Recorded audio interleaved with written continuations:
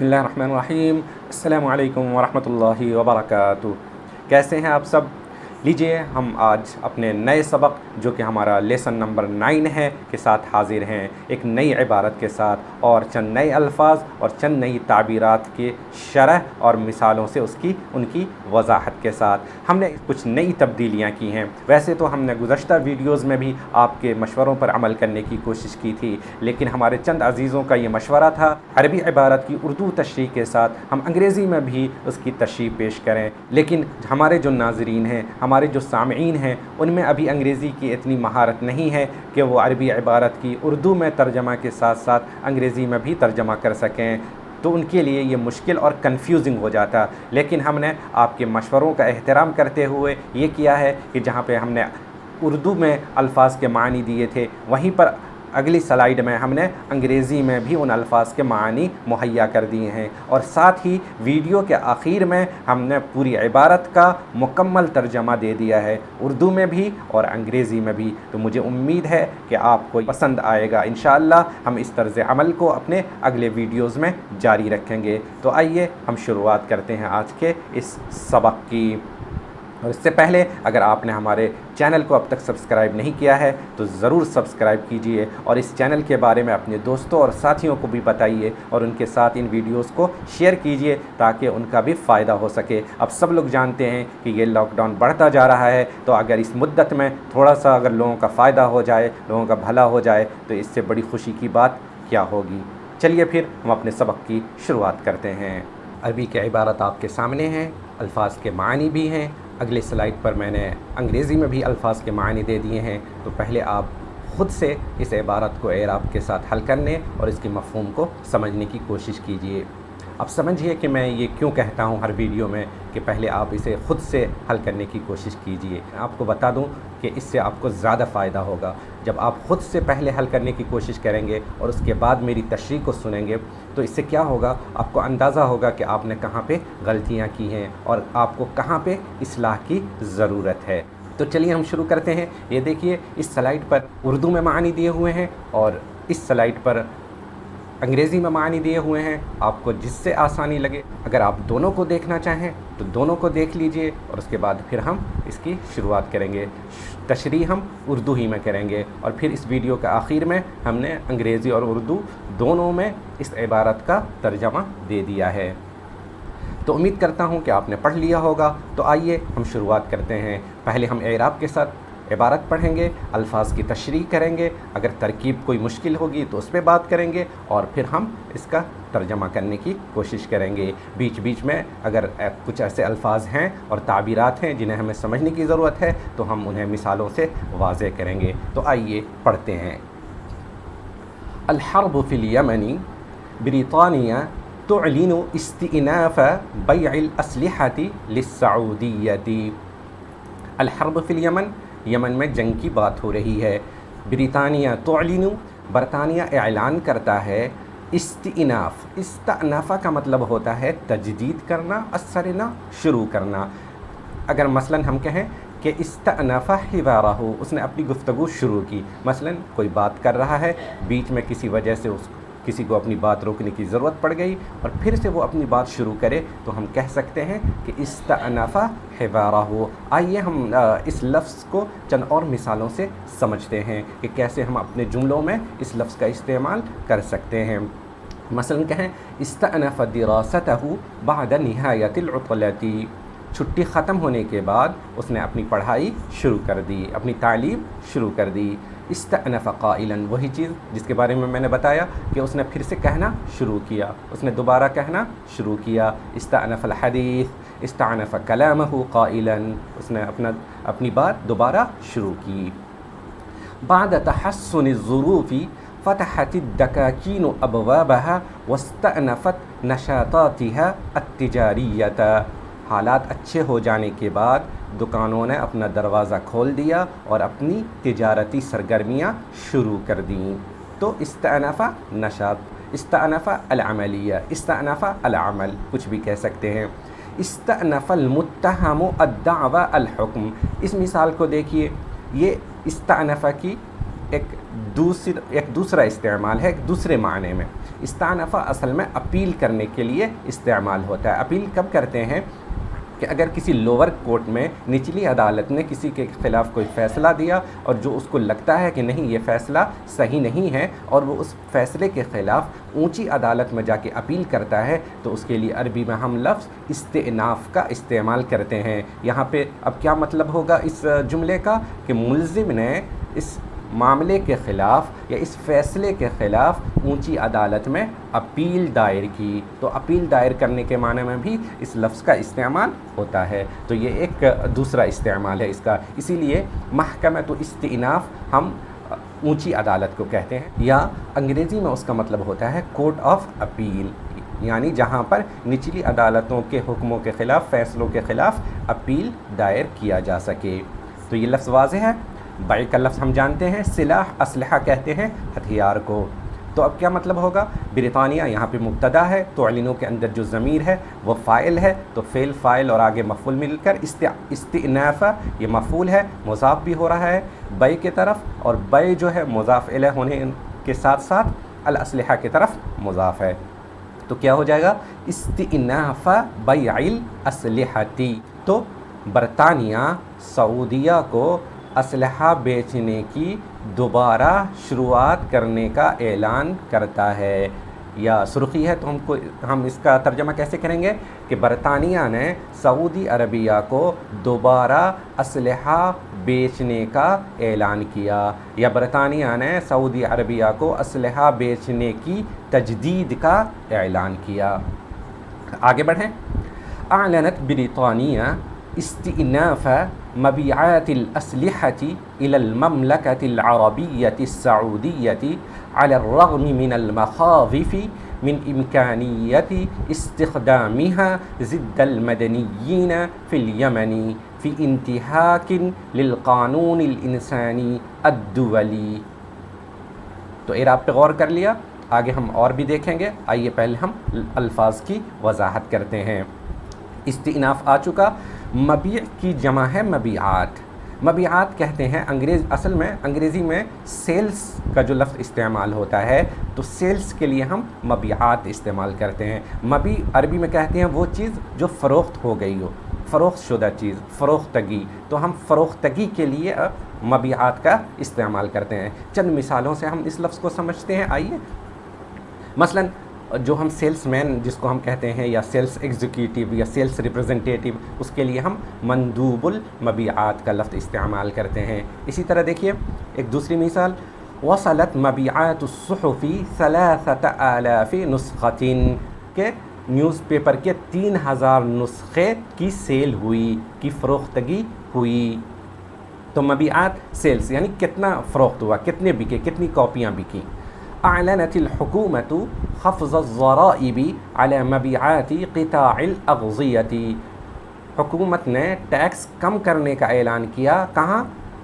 جو food items ہیں، کھانے پینے کے سامان کے سیکٹر کے سیلز پر، یعنی اس سیکٹر میں کھانے پینے کے جو سامان ہیں ان کی فروختگی پر ٹیکس کم کرنے کا اعلان کیا۔ اسی طرح دیکھیے ایک اور مثال، کسبت 9000 من مبیعات الحوادث، موبائل کے سیلز سے، موبائل کی فروختگی سے میں نے 9000 روپے کمائے، 9000 کمائے۔ تو مبیعات سیلز کے لیے یوز کرتے ہیں۔ جہاں پہ بھی انگلش میں سیلز کا لفظ استعمال ہو تو ہم کہہ سکتے ہیں مبیعات الکتب، کتابوں کی فروختگی، کتاب کتنے سیل ہوئے۔ مبیعات الاقلام، مبیعات الہواتف، مبیعات الاجہزہ علی الرغم۔ یہ ایک تعبیر ہے، آپ نے بہت پڑھا ہوگا اور بہت ساری جگہوں پہ دیکھا ہوگا۔ اس لفظ کو، اس تعبیر کو ہم کئی طرح سے استعمال کرتے ہیں۔ علی الرغم بھی کہتے ہیں، علی الرغم من، بالرغم من، یا علی اور با ہٹا کر کے صرف رغم کہہ کے بھی اس کو ہم استعمال کر سکتے ہیں۔ مثلا یہیں پہ ہم رغم المخاوف بھی کہہ سکتے تھے، رغم المخاوف، یا بالرغم من المخاوف، یا علی الرغم من المخاوف۔ آئیے چند مثالیں ہم اس کی بھی دیکھ لیتے ہیں تاکہ اور زیادہ ہمارے سمجھ میں بات آ جائے۔ اعلنت ترکیہ بفتح مسجد آیا صوفیہ علی الرغم من انتقادات دولیۃ، ترکی نے آیا صوفیہ مسجد کو کھولنے کا اعلان کیا عالمی تنقیدوں کے باوجود۔ البطالۃ ترتفع فی الہند رغم زیادت الوظائف، یہاں پہ دیکھیے علی اور با ہم نے کچھ نہیں لگایا ہے، صرف رغم کہا ہے، تو اس کا مطلب کیا ہوا اس جملے کا؟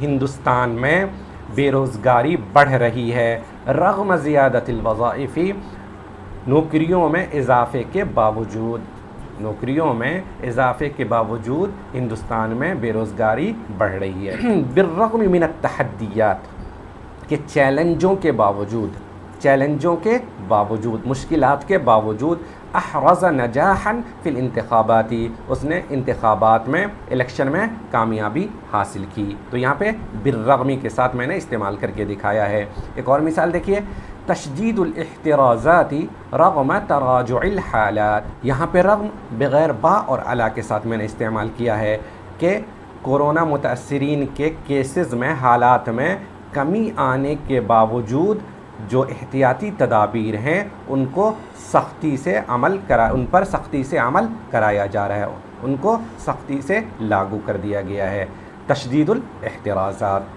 تو یہ چند مثالیں تھیں کہ علی الرغم من بھی استعمال کر سکتے ہیں، بالرغم من بھی استعمال کر سکتے ہیں، اور رغم بھی استعمال کر سکتے ہیں۔ آگے عبارت دیکھیں، ایک تیسرا لفظ ہے من المخاوف، مخافتن کی جمع مخاوف ہے، جس کا معنی اندیشے کے ہیں۔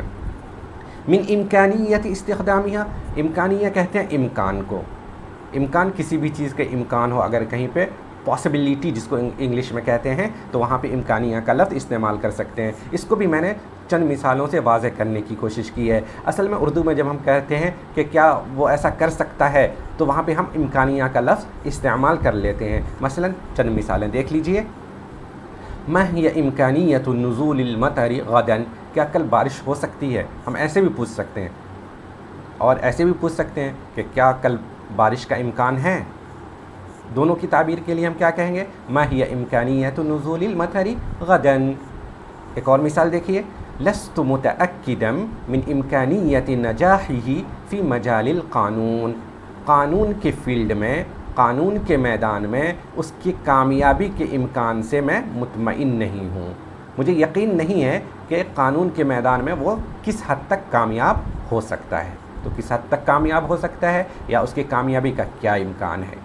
ایک اور مثال دیکھتے ہیں، حذرتہ من امکانیت توتر العلاقات بین البلدین، میں نے اسے آگاہ کیا کہ دونوں ملکوں کے درمیان رشتوں میں تناؤ پیدا ہو سکتا ہے یا تناؤ پیدا ہونے کا امکان ہے، دونوں طرح سے اس کا ترجمہ کر سکتے ہیں۔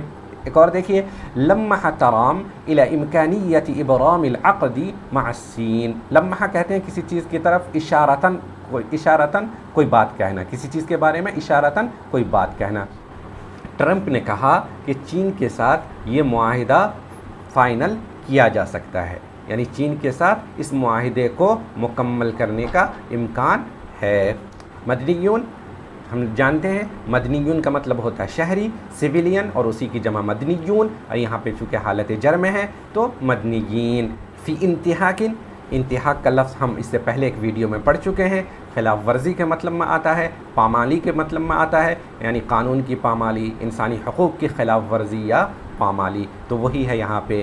للقانون الانسانی الدولی، یہ ایک اصطلاح ہے، انٹرنیشنل ہیومینیٹیرین لا، اردو میں ہم اس کا ترجمہ کر سکتے ہیں کہ انسانی حقوق کا بین الاقوامی قانون، انسانی حقوق سے متعلق بین الاقوامی قانون ہے۔ تو اب ہم اس کا ترجمہ کرنے کی کوشش کرتے ہیں۔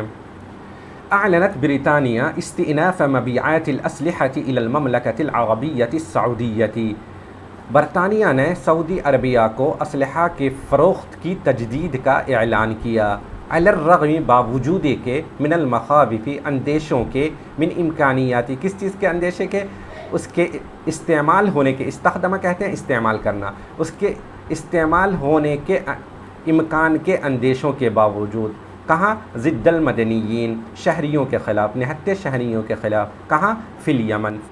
انتہاک کا جو تعلق وہ اعلانہ سے ہے کہ برطانیہ نے انسانی حقوق کے بین الاقوامی قانون کی خلاف ورزی کرتے ہوئے سعودی عربیہ کو اسلحہ کے فروخت کی تجدید کا اعلان کیا، اس کے باوجود کہ ان اسلحوں کے یمن میں شہریوں کے خلاف استعمال ہونے کے امکان کے اندیشے پائے جاتے ہیں۔ ٹھیک ہے، آگے بڑھیں ہم۔